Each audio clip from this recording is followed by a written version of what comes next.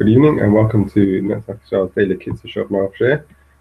We are continuing with Siman Kufchates, which is Hilchos Rosh Hashanah, and we are in the middle in Sif Yud Aleph.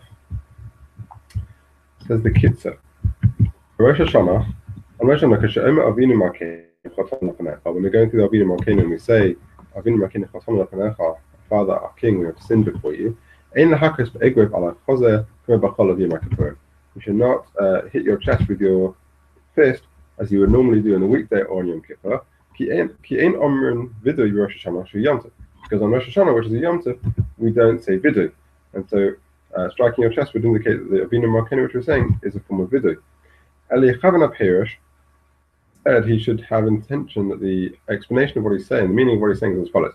Avinu Malkeinu chotam lefanecha, we have sinned before you. Koloma avasenu chotam lefanecha she'avdu avodah zarah. Our ancestors sinned before you, they served avodah zarah. But we, going on to the next verse, we only have one king, which is you, Hashem.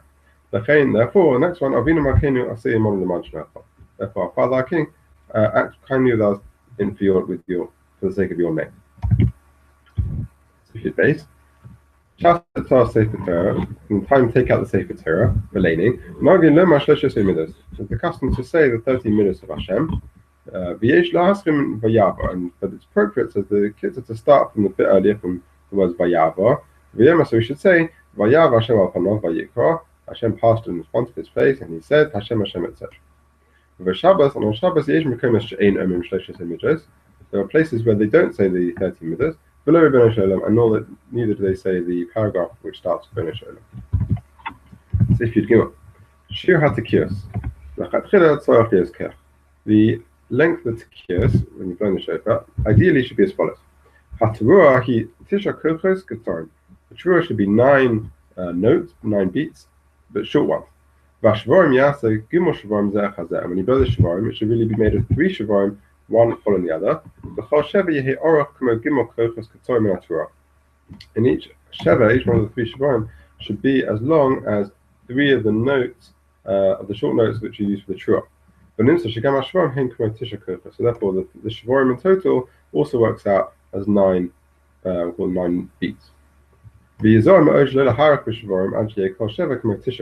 be very careful not to blow Shavarim so long that each one of the Sheva turns out to be 9 beats. Because if you do that, then you're not yotze, even with the eved. So it's not ideal like achila, but if you do ideal like achila, you should do 3. If you do longer than 3, it's okay. But if you do as many as 9, then it doesn't even count for the eved. But the tekiyos and the tekiyos themselves are simple long notes. Of the seder tekiyah, shavarim teruah tekiyah, and in the order when we do tekiyah, shavarim teruah and tekiyah. Then each tekiyah has to be the same length as the shavarim together with the teruah. That's equivalent of 18 beats. Of a seder tekiyah, shavarim tekiyah. Now, when you do this, the order of tekiyah, shavarim tekiyah, then each tekiyah should be as long as just the shavarim, which works out as 9 beats. And similarly, when you do the order tekiyah, teruah, tekiyah, each tekiyah should be as long as the teruah, which is 9 beats. But tekiyah shekodem tfilas musaf, and the tekiyah which you blow before you daven musaf, yesh lasos hashavarim im teruah v'nishim achas. Then you should blow the shavarim with the teruah. So when you're blowing shavarim teruah, you should blow them in one breath. And therefore, hamakre yakre b'pam achas shavarim teruah. Therefore, the person who's calling out the notes should read out in one go shavarim teruah. About tekiyah shvaseh chazas tefillah, and in the notes when you're blowing during chazas hashat, then the shavarim and the teruah should be done separately with 2 breaths. But even when you're doing that, you shouldn't have a break between the shavarim and the teruah. There should be 2 breaths, but they should be immediately one after the other. And the reader should also read them together in one go.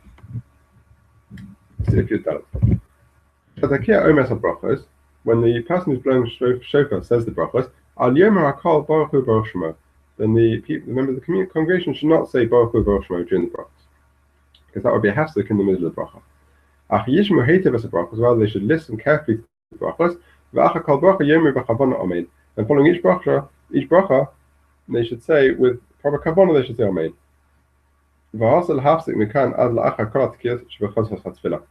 from that point, once you said Amen after the brachas for the first tekiyos, you're not allowed to have any interruption from there until after all the shofar blowings have been finished, including those which are in Chazos Hashatz.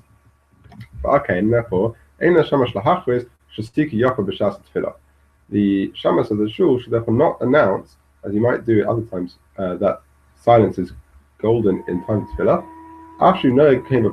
Even though normally you might otherwise say that and make that announcement, since he can't make a hefsek, he shouldn't even say that.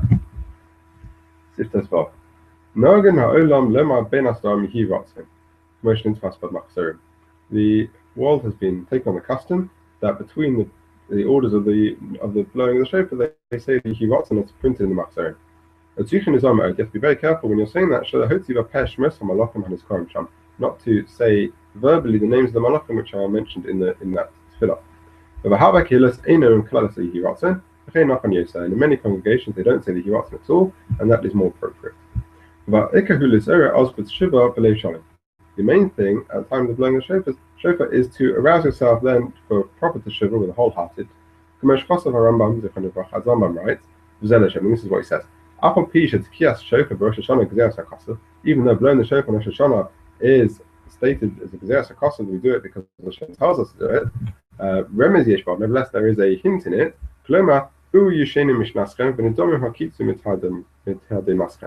That those who are asleep should wake up, those who are dreaming should arise from their sleep. And they should search their actions, and return with teshuva.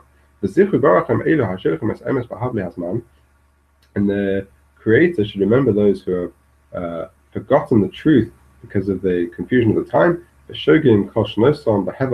they've wasted their whole year with nonsense, which is not effective nor does it save them. Search out your souls, and make your ways and your actions make them right. And each person should abandon any evil ways or in thoughts that he's followed, or any inappropriate or incorrect thoughts. That is the wording of the Rambam. During Chazos Hashatz, when the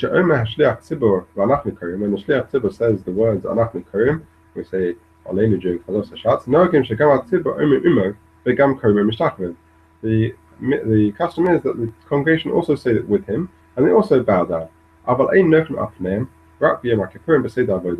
not fall flat on their faces on the ground, only on Yom Kippur during the Seder Avodah. And even the Shliach Tzibur bows down on his knees, but he's not allowed to move from his place when he's davening. Therefore, the custom is that the Shliach Tzibur should stand a little bit away from the Amud when he's davening, so that he has space to bow down on his knees without having to move from his place. And those who are standing near him, they should help him stand up, in order that he shouldn't have to move his feet. And when it comes to the blowing the shofar in the middle of Chazos Hashatz, the Shliach Tzibur himself should not blow the shofar, unless he is certain that he will not become confused by having to blow the shofar as well as davening. When it comes to blowing the shofar in the middle of Chazos Hashatz, there are different customs about how many are blown. And each place should stay firm to their custom. Including similarly the tekiyos which come after davening. There are also different customs. Once all the tekiyos have been finished, according to whatever custom is in that place, then at that point you should put away the shofar and you should not blow anymore. Even someone who wants to blow shofar on the second day, you should not blow any extra tekiyos on the first day to learn how to do it to practice. So if there's a bris milah to do in the shul on Rosh Hashanah, the appropriate place is to do the bris milah after Torah and before tekiyas shofar. And the hint to that is in the pasuk Zachar bris Abraham. Remember the covenant of Abraham, which can be referred to the bris milah. Vakidas Yitzchak, and afterwards the binding of Yitzchak is their shofar, which hints at the shofar. Over Shabbos, and when it's Shabbos, Moran Acha Ashrei, you do the bris milah after Ashrei. Now suppose you have to do the bris milah somewhere else, outside the shul, so you're near the mother, and she can't come to shul. Moran Acha Yitzir Beis HaKnesses. Then you do the bris milah after you've left shul.